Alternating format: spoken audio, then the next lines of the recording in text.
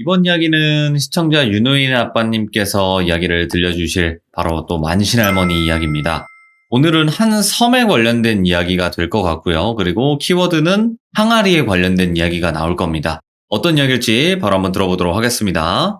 여보세요? 안녕하세요. 반갑습니다. 네, 안녕하세요. 아이고, 잘 지내셨습니까? 예, 잘 지냈습니다. 아이고, 요즘 만신할머니 이야기 찾는 분들이 너무 많아요. 왜 그렇게 많으시죠? 이제 지겨울 때 안 되셨나요? 아, 근데 지겨울 때 된 것 같은데. 그 만신할머니 이야기가 뭔가 전래동화에서 플러스 현대판이 좀 섞여가지고 그게 또 재미가 있어요. 아주. 아, 그런가요? 네, 네. 오늘 그러면 해주실 이야기가 한 섬에 관련된 이야기라고 말씀은 해주셨는데 어떤 이야기일까요? 이거 그냥 바로 가시죠. 렛츠가 길이 하시죠. 그냥. 오케이, 알겠습니다. 설명 뭐, 오케이, 알겠습니다. 렛츠가 길이십니다. 이리.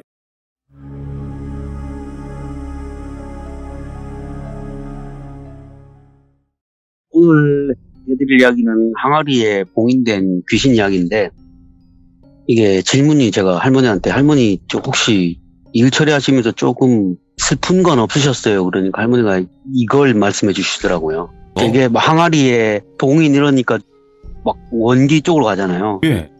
근데 할머니는 되게 이거 일 처리하시면서 안타까우셨대요. 네네. 그래서 그거 얘기를 해드리겠습니다. 할머니가 하루는 동네 분들하고 직접 농사 지은 콩으로 이제 두부를 만드셔가지고 김치랑 이렇게 해서 막걸리랑 해서 정자에서, 마을 정자에서 미나투를 치고 계셨대요. 오. 미나투라고 아시는지 모르겠는데 그 시골 어르신들이 하는 거 있어요. 화투 가지고 하는 거.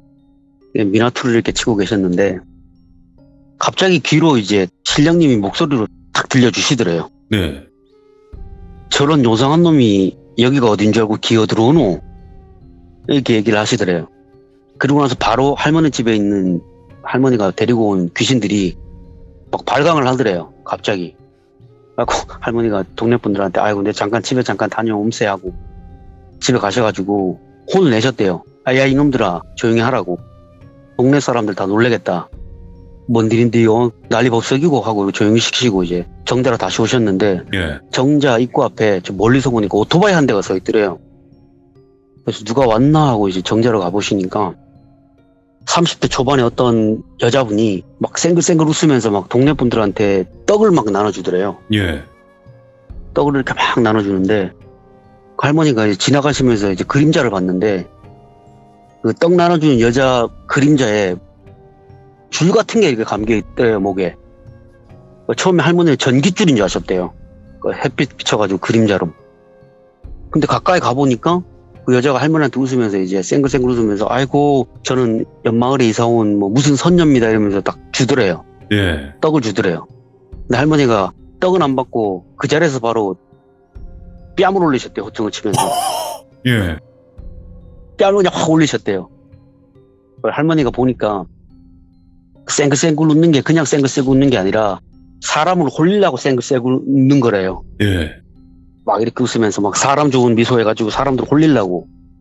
할머니가 그게 화가 나니까 뺨을 확 올리셨대요. 뭐 하는 일인데 쌩글쌩글 쳐 웃으면서 사람들 홀리노? 미쳐도 혼자 미쳐야지. 왜 처음 보는 사람들을 홀리려고 그렇게 웃고 있냐고.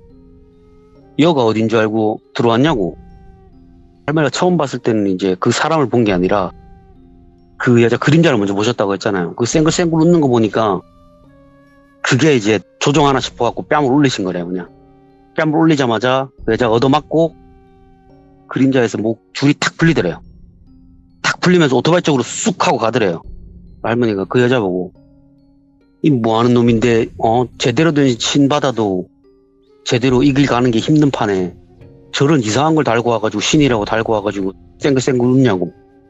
따라오니라 이렇게 말씀하시고는 이제 여자를 할머니 집으로 데리고 가는데 할머니한테 누구냐고 물어보더래요. 누구세요? 이렇게 물어보면 할머니가 귀신 같냐고 따라오라고 하고 집 대문 앞에 도착을 했는데 여자가 뒷걸음질을 치더래요. 할머니 집 대문에서 주춤주춤 느낀 거지. 그 안에 있는 귀신들이 무서운 거지. 할머니가 그것밖에 안 되면서 무슨 신을 받아갖고 이 길을 걸으려고 그랬냐고. 네가 제정신이냐고. 느끼는 거 보니까 영 기운이 없는 사람은 아닌 것 같은데 어쩌자고 저런 걸 저따위 거를 신이라고 받아가지고 선녀라고 그러냐고. 들어와라 하고 거실로 들이신 다음에 차를 내주시면서 따뜻하게 또 말씀하셨대요. 또 방 안에 들여놓고 오시는. 그 전까지는 막 뭐라 하시다가 집 안에 들이셔가지고는 착하게 또 대해주셨대요. 차 먹으라고 하고. 갖고 언제 신 받았노? 어디서 받았노? 누구한테 받았노? 이렇게 막 물어보셨대요. 그러니까 조곤조곤 대답을 하더래요. 받은 지 뭐 이제 2달밖에 안 됐고 뭐 어디서 받았습니다. 막 이러니까. 그 여자분도 느끼셨나 봐요. 그렇게 뭐 얘기를 하니까. 막 집에 귀신도 막 가득가득하고 못 느끼는 게 아니니까. 그래서 할머니가 듣다가 그냥 툭 던지셨대요. 아니 신내림 안 받아도 될 사람이 왜 받았냐고. 왜 귀신을 받아갖고 힘들게 살려고 하노. 아까 보니까 쌩글쌩글 웃는 거 보니까 사람 홀리려고 하는 거 보니까 질이 아주 안 좋은 놈 같던데 얘기해봐라 이렇게 말씀을 하셨대요.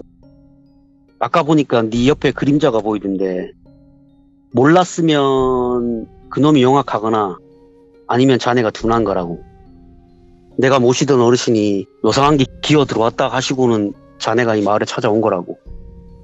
다행히 받은 지도 얼마 안 돼가지고 내 호통 소리에 물러나기는 했는데 오토바이 안에 뭐 들었냐고 따져 물으셨대요. 그 여자분이 오토바이에 뭐 자기 신아버지한테 받아온 뭐가 있대요. 그래서 그거 가져와 보라고 하니까 그 여자분이 가서 이제 오토바이에서 가지고 와가지고 할머니 탁자 위에 탁 올려놓더래요. 할머니가 탁자 위에 올려지자마자 그걸 확 던지셨대요. 그냥 탁자에 올라서자마자 현관 쪽으로 확 던지셨대요. 갖고 온 걸 보니까 노쇠 그릇 있잖아요. 놋그릇. 놋그릇을 가지고 온 거예요. 확 집어 던지시고는 여자분한테 다시 가서 주워오라고 해가지고 여자분이 이제 주워와가지고 탁자에 다시 탁 놓으니까 할머니가 보니까 녹색 그릇 안에 뭐가 막 담겨 있더래요. 시커먼 게. 할머니가 그게 짜증나서 집에 던진 거예요. 그러니까 불러놔가지고 이놈은 뭐 하는 놈인데 신행세하면서 이 처자한테 붙어있냐고. 빨리 말해라 하니까 그릇 안에 있던 귀신이 막 말을 하더래요. 막 사실은 저는 떠도는 영혼인데 신대접 해준다고 해가지고 이 사람은 내려앉았다. 잘못했다 싹싹 빌더래요. 할머니가 막 얘기를 하셨대요. 아니 무주구원의 영혼이면 도와줄 사람을 찾아가지고 올라갈 생각을 해야지. 왜 이승에 남아가지고 아무것도 모르는 젊은 처자한테 붙어서 신노릇 해먹고 있냐고. 그리고 네가 사람들을 홀리려고 기운을 살살 흘리면서 기운까지 내뿜으면서 그러는 거 보니까 사람 한두 번 홀려먹은 게 아닌데 어디서 거짓말을 하노? 진짜 네 놈을 여기서 진짜 저승사자한테 끌려봐야 정신 차리겠냐고. 아무것도 모르는 사람 홀려가지고 이렇게 할 놈이면 네 놈도 아무것도 모르고 한 것 같진 않은데 내가 지금 당장 네 놈을 저 현관 바깥으로 확 집어 던지고 싶은데 마당으로 던지고 싶은데 그래도 내가 너같이 불쌍한 놈이라도 도와주려고 내가 하는데 어디서 되지도 않는 거짓말을 하냐고. 네가 사람을 한둘 속여 모은 게 아니라고 우리 신령님이 보여주시는 네가 지금 어디서 거짓말을 하냐고. 아무 죄도 없는 양 그렇게 싹싹 빌면 내가 모를 줄 알았냐고. 누구 앞이라고 거짓말을 하냐고. 이 정도 힘이면은 충분히 거기서 나와서 다른 데 갈 수 있으면서 힘없는 척 잘못한 척 거기서 뭉개고 있으면 뭐 내가 모를 줄 아냐고. 여기까지 거짓말을 들어놓냐고. 막 그렇게 막 호통을 치니까 이제 그제서야 막 싹싹 빌더래요. 막 잘못했다고. 그동안 떠들면서 나쁜 짓을 많이 했고 이게 재미있을 것 같아가지고 그냥 그 처자한테 붙어 있었대요. 그래서 할머니가 저승사자 불러오는 구도가 쳐가지고 귀신 보내셨대요. 가라고. 넌 여기 남아가지고 나쁜 짓 많이 했으니까 끌려가도 뭐 할 말 없으니까 가거라 하고 들려 보내실 때 저승사자 불러가지고 용서를 안 해주셨대요. 그냥 보냈대요. 그 여자분은 다시 물어보셨대요. 아니 어디서 내림을 받았는데 저런 놈을 내려앉았냐고. 저만한 무주구원을 내려준 걸 보면 보통은 아닌 것 같은데 저만한 귀신 굴리려면 웬만한 힘 갖고는 안 되고 어디서 받았노? 물어보셨대요. 그 여자분이 전남 어디서 받았대. 신아버지가 계신다는 얘기를 했대요. 그래서 할머니가 신아버지를 봐야겠다는 생각을 했는데 그전에도 이제 본인이 직접 찾아가면 도망가는 놈들이 좀 있었대. 오기 전에. 할머니가 하기 전에 도망가는 놈들이 좀 있었대요. 기운을 느끼고. 어떻게 알고? 와. 그래서 할머니가 이걸 어떻게 할까? 옆에 있는 신령님한테 물어봤대요. 이거 어떻게 할까요? 하니까 신령님이 혼내주라는 말씀을 안 하시고 가서 도와주거라 이렇게 말씀을 하시더래요. 할머니가 이상하다. 왜 도와주시라고 하지? 보통이면 이거 가가지고 뒤집어 엎으라고 하실 건데 그 생각에 알겠습니다 하고 이제 그 여자분을 데리고 갔는데 그 여자분은 그 근처에 가가지고 자기는 못 들어가겠다 이거예요. 무서워가지고. 할머니가 무서운 게 아니라 그 신아버지가 무서운 거예요. 괜히 엄한 데 가가지고 다른 무당한테 혼나고 왔다 이 얘기를 못 할 것 같아가지고 못 간다고 그랬대요. 할머니가. 그래 알았다 그럼 내 혼자 들어가겠다 하고 싹 갔는데 신당 안에 싹 들어가서 신당 밖에서 보니까 기분이 아주 그냥 안 좋더래요. 그냥 보기에도. 네. 아이고 뭐 하는 놈인데 여기서 자리를 틀어잡고 앉아갖고 이러고 있나 싶어가지고 신당으로 싹 들어가가지고 이제 신당에 앉으셨대요. 마침 이제 자리를 비웠나 봐.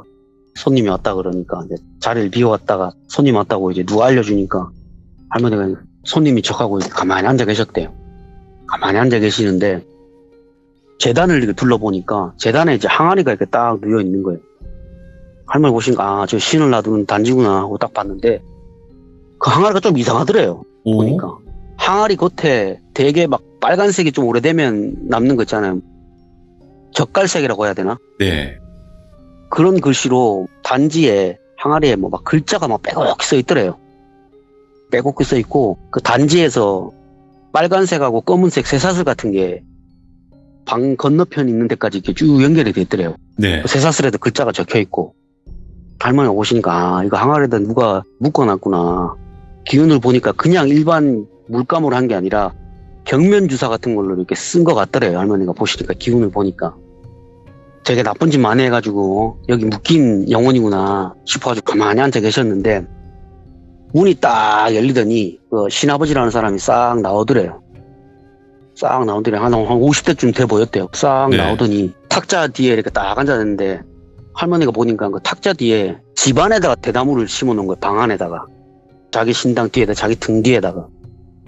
그리고는 그 무당 뒤편에 되게 심상궂게 생긴 할머니 한 분이 서 있는데 팔은 하나가 없고 혀는 명치까지 쭉 내빼물고 있고 할머니가 그거 보시고 아이고야 속으로 아이고야 험하게도 죽었다 적고를 해가지고 신이라고 자리 차지하고 있는 게 웃기셔가지고 아이고 그래 그러고는 이제 막 그 사람이 뭐 보러 오셨냐 이거 물어보고 할머니가 그냥 고지것대로 그냥 자손이 조금 힘들다 그래가지고 손자가 뭐 무슨 일인가 해서 알아보려 왔습니다 이러니까 그때는 또 이제 도와주라고 하니까 신령님들이 기운을 잠잠히 하고 계셨대요. 조용히 못 느끼는 거지. 잠잠히 하고 있으니까 그 무당이 눈을 감더니 몸을 앞뒤로 막 흔들더래요. 눈을 감고 몸을 막 앞뒤로 막 흔들더래요. 그리고 나서 뒤에 있는 그 할매는 하나밖에 안 남은 팔로 손에 방울을 쥐고 흔들더래요. 손에 방울 쥐고 그냥 전 보는 거지. 할머니가 보니까 그 방울에는 벌써 이제 귀신들이 막 내려앉아 있는 거예요. 방울에. 오호, 예. 그러더니 그 귀신들이 방울을 따라가지고 뒤에 있는 대나무에 탄 다음에 항아리로 옮겨가는 걸 보셨대요. 예. 그러더니 갑자기 그 무당이 막 몸을 흔들다가 탁 멈추더니 눈을 딱 뜨고 탁자에 있는 그릇을 딱 들더니 항아리에 가서 쌀을 이렇게 퍼더래요. 쌀을 딱 퍼고 오더니 쌀을 탁자에 탁 내려놓고 쌀을 딱 집어갖고 자기 입에 넣어가지고 딱 씹더래요. 그리고 나서 할머니 앞으로 환상이 탁 스쳐 지나갔는데 그 무당 뒤에 있으면서 중얼중얼대던 그 할머니가 항아리로 가서 뭘 막 토하더래요. 예. 꽥꽥 하고.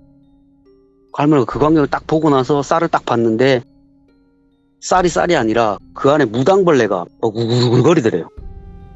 무당벌레 막 우글거리는데 그거를 입에 넣어가지고 막 씹더니 쌀을 탁자 위에 이렇게 탁 눌러놓더래요. 그리고는 할머니한테 점괘를 얘기해 주는 거예요. 아니 할매요. 뭐 하시는 분인데 귀신을 이렇게 많이 달고 오셨냐고. 할매 뒤에 귀신이 너무 많아. 정신이 하나도 없다고 내가. 그렇게 살면 그거 다 자손한테 간다고. 그러니까 빨리 달래줘야지.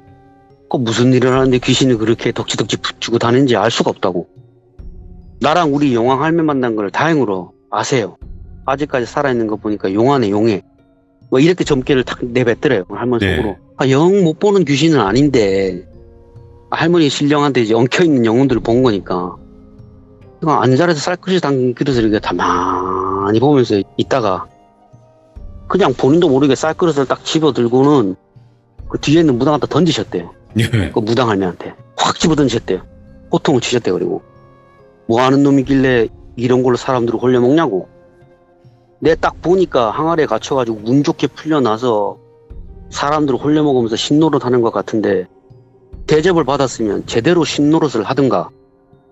온갖 귀신들 다 끌고 와가지고 신내림이니 뭐니 해가면서 사람들한테 내 놈이 토해놓은 귀신들을 붙여놓으면 세상 아무도 모를 줄 알았냐고. 딱하다 딱해. 얼마나 원한이 사무치면은 아직도 혀를 내빼물고 방울을 흔들어대면서 신처럼 행세를 하노. 얼마나 큰 잘못을 했길래 그런 항아리에 갇혀있냐고. 내 놈이 뭐 하는 놈인지는 모르겠지만 도와주려고 하셨으니 내 도와주러 왔다. 그러니까 사정 한번 설명해보라고. 내가 뭘 어떻게 도와주면 되겠냐 말해보라고. 그렇게 얘기하니까 그제서야 눈을 감고 있었대요. 그 전까지는 눈을 감고 있었대요. 그 무당 할매가 혀를 쭉 내빼먹고 갑자기 눈을 탁 뜨더니 할머니를 한번 탁 쳐다보고 노래 보다가 항아리 속으로 쑥 들어가더래요. 근데 할머니가 딱 노래 보는데 그 눈빛을 딱 보는 순간에 할머니가 안타깝다는 마음이 탁 드셨대요. 되게 괘씸한 놈인데 안타깝다는 마음이 먼저 드셨대요. 딱 꽂히셨대요. 뭔가. 그리고는 그 남자의 눈에 이제 생기가 돌고 정신을 좀 차리더니 어리둥절한 눈으로 자기가 뭐 하는지를 모르는 거예요. 입은 옷이랑 신당이랑 보고 여기가 어디냐고 막. 내가 왜 이런 옷을 입고 있는지 영문을 모르더래요. 할머니가 그 남자한테 아이고 하늘이 도왔다.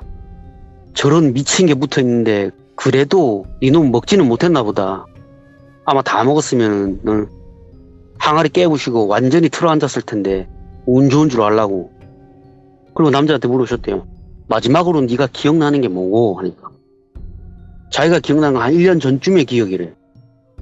오늘 날짜가 며칠이냐 물어봐. 할머니가 몇 년도 며칠이다 하니까 자기가 1년 동안 기억이 없었대. 마지막으로 난 기억을 설명해보라니까 이분이 낚시에 너무 미쳤던 거야. 낚시에 너무 미치니까 이제 부인이 못 참으니까 이혼을 한 거야. 그리고 혼자 있으니까 마음 둘 것도 없고 그러니까 낚시에 더 집착을 한 거야. 주말에 맞춰가지고 무인도에 낚시를 갈 계획을 세워가지고 정말 낚시에 미친 사람들 조언 듣고 여러 가지 조사를 해본 다음에 서해에 있는 무인도를 정하고는 필요한 식수하고 텐트하고 음식 준비해가지고 한평에 있는 항구에서 출항해서 낚시를 떠났대요. 원래는 사람이 살던 섬인데 지금은 없고 군데군데 낡은 집도 있는 그런 섬에 도착을 했대요. 그래서 채비를 하고 낚시를 하는데 뭐 아무 문제도 없었대요. 첫째 날도 그렇고 둘째 날도 그렇고. 근데 이틀째 날 이제 오후 늦게부터 바람이 너무 불더래요.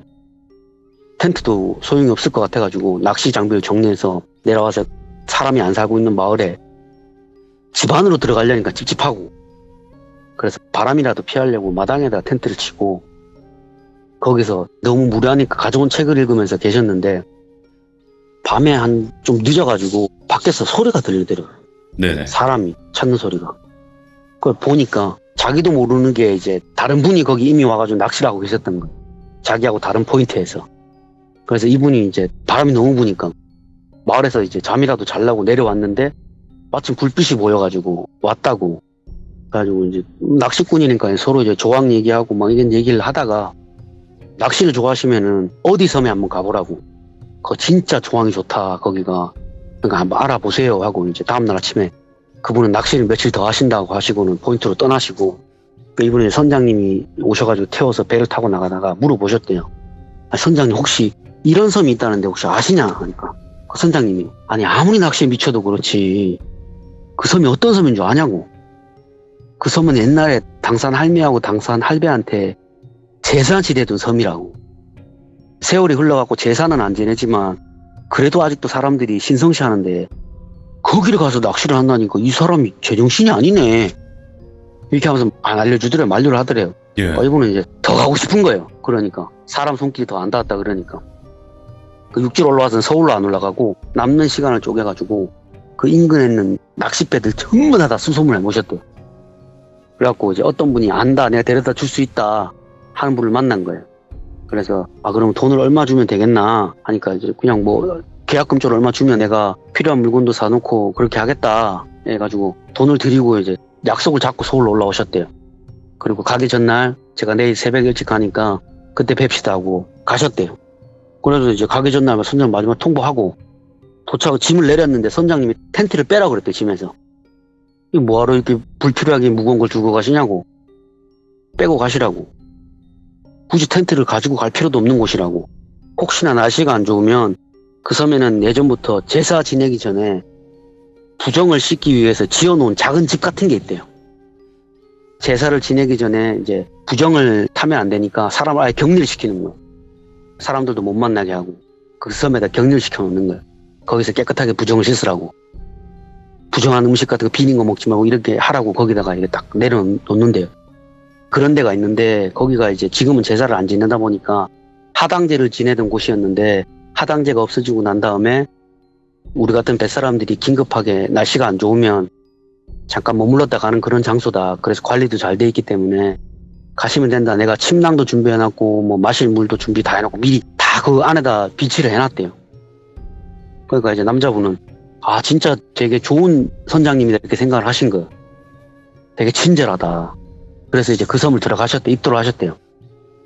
선장님은 말씀하신 대로 진짜 배 댈 수 있는 곳에 조금 얼마 안 떨어진데 육지에 작은 집이 하나 있고 선장님이 가시기 전에 말씀을 해주셨대요. 아무리 여름이지만 바다 날씨는 알 수가 없으니까 추우면 여기 오셔가지고 장작으로 불을 떼면서 지내시면 된다.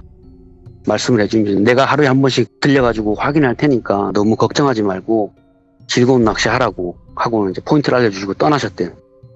그러니까 그 섬에 남은 남자분 기분 너무 좋았대요. 그분은 무당은 혼자만의 세상에 있는 느낌, 즐거운 마음으로 낚시를 하러 가셨대요. 밤새 고기를 낚고 고기가 안 나온 시간대 되면 이제 들어와서 자고 그렇게 했는데 한 3일째 되는 날 오후에 갯바위에 올라가지고 낚시를 하는데 고기가 너무 안 잡히더래요. 그날따라. 그래서 옮겨야겠다 생각에 다른 곳으로 이동을 하셨대요. 그 이동을 하시는 도중에 이제 군데군데 이제 지프로 뭐를 막 덮어놓은 것 같은 게 몇 곳이 보였대요. 그리고는 이제 지나는 게 허리 높이 정도에 다 허물어져가는 시멘트로 만든 데가 보였는데 별 신경 안 쓰고 그냥 다른 포인트로 이동을 하셔가지고는 낚시를 하셨는데 이제 날이 어두고두겨지고 아무리 여름이지만 바닷바람이 차니까 가벼운 옷이라도 껴입으려고 이제 낚시를 그만두시고 가벼운 옷을 껴입는데 어디선가 딸랑딸랑거리는 방울 소리가 들리더래요. 처음에는 이제 자기가 챙겨온 낚시용품에서 나는 소리인 줄 아셨대요. 근데 그게 아니라 이제 숲속에서 나는 소리 같아가지고 나는 쪽으로 가는 것까지가 그분이 마지막으로 기억하는 거였대요. 기억하고 정신을 차려보니까 지금 여기다. 할머니 아이고 홀려도 단단히 홀렸구만은. 그나저나 아무리 낚시에 미쳤다고 해도 그 무인도까지 찾아와서 왜 낚시를 하는지 이해를 못하겠다고. 하여튼 저 항아리에 들어있는 할망구가 자네를 홀린 것 같은데 희한하게 자네 정신을 빼놓기는 했는데 왜 못 잡아먹는지는 모르겠다고. 이 정도로 휘두를 정도면 보통 연간은 아닌데 어쩌다가 저 흉한 몽골로 사람들한테 점사 보고 신내림해주고 신행세하는지 알 수가 없다고. 일단은 신당 안에 있는 그 대나무하고 재단에 놓인 물건들을 자네 손으로 싹 다 정리하라고. 내가 도와줄 테니까. 그리고 자네가 갔던 섬에 내가 한번 가봐야겠다고 선장님한테 연락을 해보라고 해가지고 이제 태울 수 있는 건 다 태우고 부실 수 있는 건 다 부시고 그 항아리를 그 남자분한테 지어주셨대요. 자네가 들고 온 거니까 자네가 끝을 내는 게 순리라고.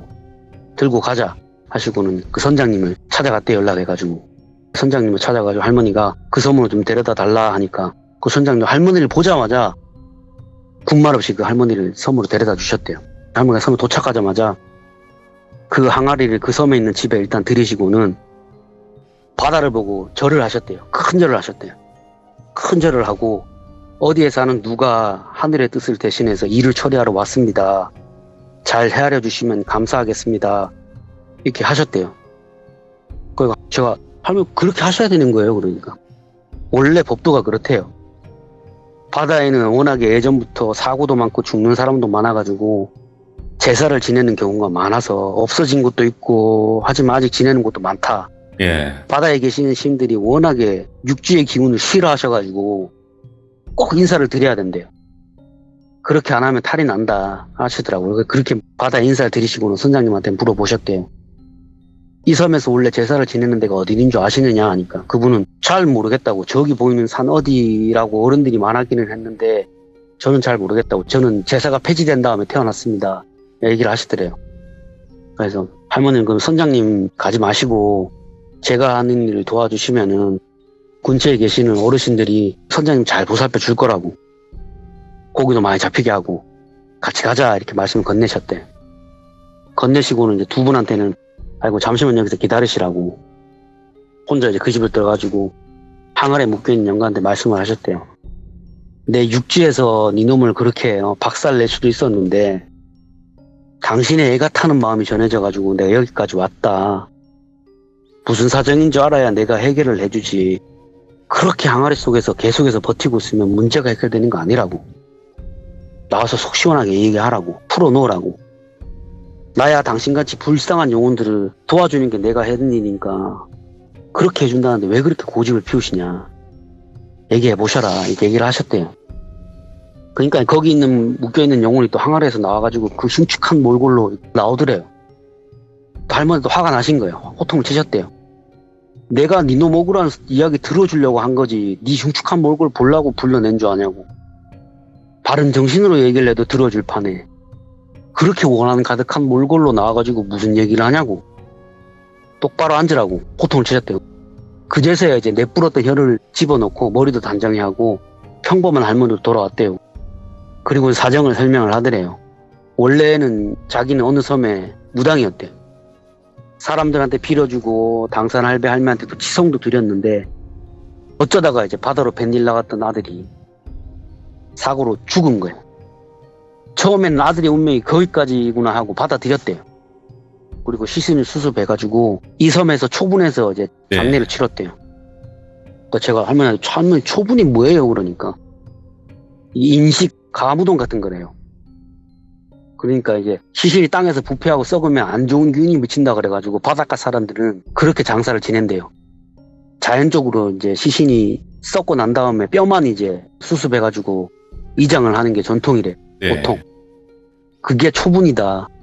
옛날 어르신들 그렇게 다 장사 지냈다. 험하게 가신 분들, 그런 분들은 그런 식으로 장사를 치렀다. 그게 초분이라고 하는데 그냥 가짜 무덤이라고 보면 된다. 뭐 길게는 뭐 2년 3년 돼서 썩는 분들도 계시고 뭐 빠르면 1년 안에 썩는 분들도 계시다. 그러면은 시신을 이제 다 수습해가지고 다시 이제 좋은 곳으로 이장해드린다. 그게 초분이라고 하는 거다. 이렇게 말씀을 하시더라고요. 그래서 이게 했는데 이제 초분이 끝나고 나서 시신을 이제 수습해가지고 유해를 수습해서 다른 섬에 그분 무당 할머니 고향에다가 묻어주려고 이제 유해를 갖고 온 도중에 배가 뒤집어져 버린 거예요.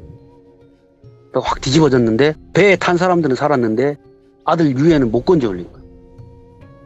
그러니까 이 할머니가 너무 마음이 아파가지고 자기가 시성 들이던 당산 할배하고 할매한테 막 얘기를 하고 혼 건질 수 있게 도와달라 하고 막 혼도 막 여러 번 건져 보셨대요. 근데 안 올라온 거야. 얼마나 마음이 아프겠어요. 자기가 평생을 그렇게 빌었고 남들 위해서 그렇게 손가락질 당하면서도 사람들 잘 되게 빌어줬는데 돌아온 게 그건 거예요. 아들 혼도 못 건진 거예요. 근데 그것만 했으면 다행인데 동네 사람들이 손가락질하기 시작한 거예요. 아이고 저 할머니 다 됐다. 영빨 다 됐다 저거. 자기 아들 혼도 못 건져오는 거 봐라. 저래갖고 우리 당산 할배 할매가 저거 제사 받겠나. 손가락질 하니까 이분이 막 원한이 가득 찬 거예요. 안 그래도 자식 잃은 마음이 막 애달파 죽겠는데 그렇게 손가락질 해대니까 거기에 한을 품고 자기한테 상처를 준 섬 주민한테 저주를 다 걸었대요. 온갖 저주를 다 퍼붓고 나서 자기는 물질을 해가지고 하당제를 지내는 섬으로 와가지고는 자기의 오른손가락을 다 찼대. 5손가락을 다 찼가지고 항아리에다가 자신이 쓰던 방울을 넣고 온갖 저주를 퍼부은 다음에 초분하는 땅에다가 붓고 그 섬에 있는 당산나무에 가서 극단적 선택을 합니다. 그 한이 너무나도 깊어갖고 그 위에도 사람들 자주 해쳤대요. 그렇게 원한을 품고 죽었으니까. 사람들이 계속 괴롭혔대요. 그러니까 이제 하당제가 없어지고 나서는 더 심하게 괴롭힌 거예요, 사람들. 그러다가 결국은 경면주사로 된 항아리에 봉인이 돼가 거기에 묻힌 거. 천도도 못 대고. 그래서 이 섬에 당산 할매 할배한테 모시는 사당이 묻혀 있었대요.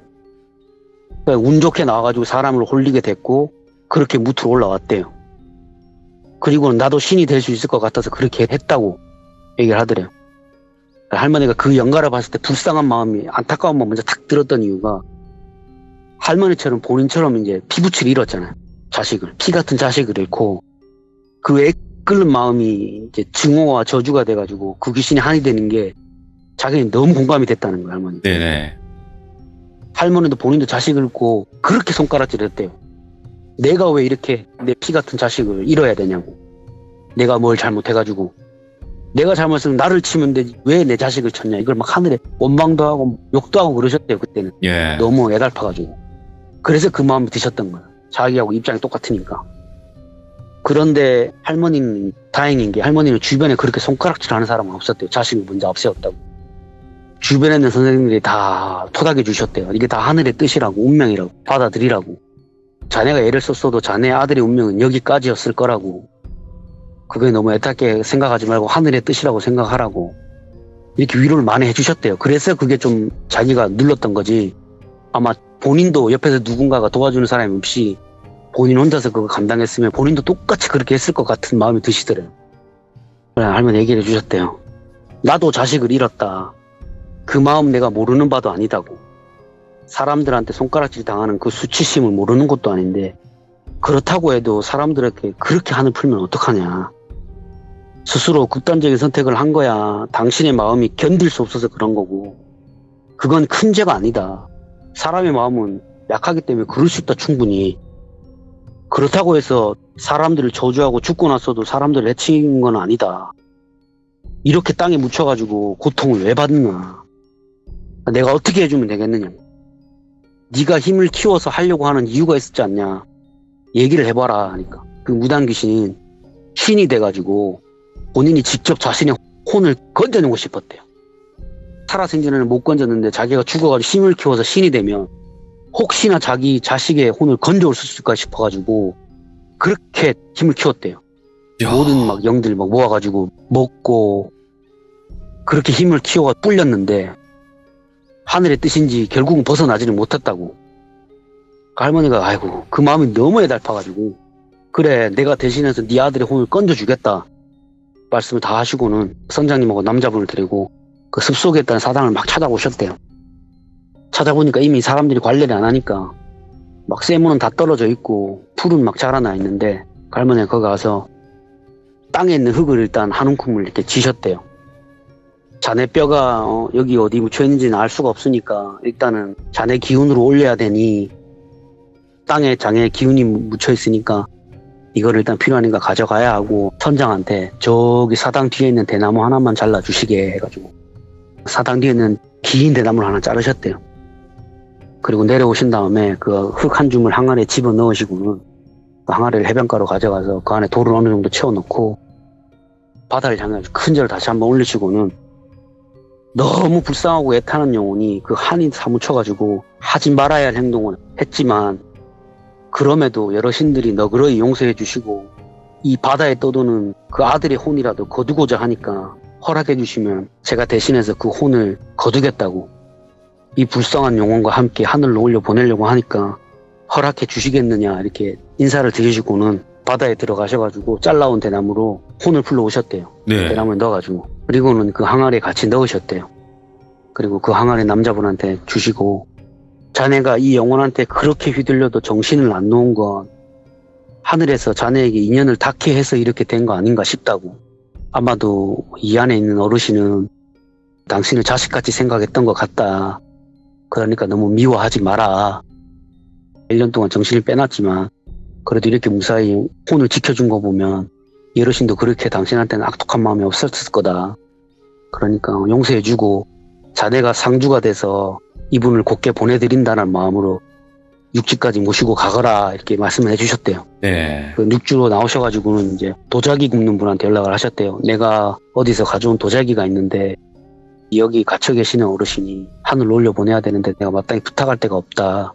자네 화로에 가서 그 가마에 가서 내가 이거 좀 태워도 되겠느냐 하니까 그렇게 하세요 해가지고 이제 그걸 가지고 가마에 가가지고 그 단지를 녹이셨대요. 네. 가마에 넣어가지고 녹이시니까 이제 다행히 이제 2명의 영가가 거기 단지에서 풀려났고 저승사자가 와서 잡아가진 않았대요. 오, 그럼요. 그저 아들의 손을 잡고 아들하고 같이 할머니한테 큰 절을 올리더래요. 네. 감사하다고. 제가 살아생전에 죄도 지었고 죽어서도 죄를 지었지만 그래도 오랜 세월 고통받고 그런 걸 하늘에서도 알고 이렇게 아들의 혼을 건져주셔가지고 같이 떠나게 해주셔서 너무 감사하다고 인사드리고는 그렇게 사라지셨대요. 할머니는 그 사라지는 2명한테 모자한테 마지막으로 공수를 해주셨대. 떠나는 뒷모습에 대고 예. 그동안 고생 많았다고 이승에서 그렇게 흉악한 몰골로 사람들을 홀리고 그랬지만 그래도 편하게 가라고 하늘에서도 자네를 용서해주는 거 이렇게 편하게 보내주는 거 아니겠냐고.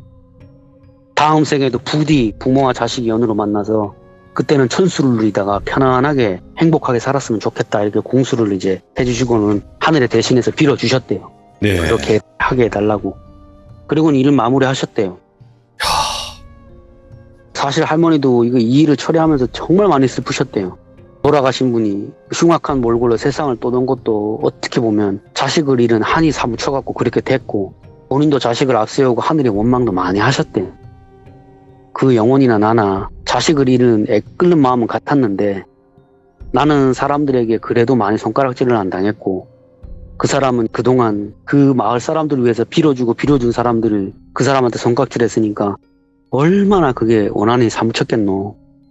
그저 사람들이 위로만 해줬으면 아마 그분이 그렇게 하늘 품고 죽지는 않았을 거라고. 사람들의 가벼운 그 말이 그 영혼을 이승에 그렇게 묶어놨다고. 그렇죠. 누군가한테는 그냥 지나가는 가벼운 말이라도 상처가 있는 사람에게는 세상에서 가장 아픈 비수가 돼서 찌르는 법이라고.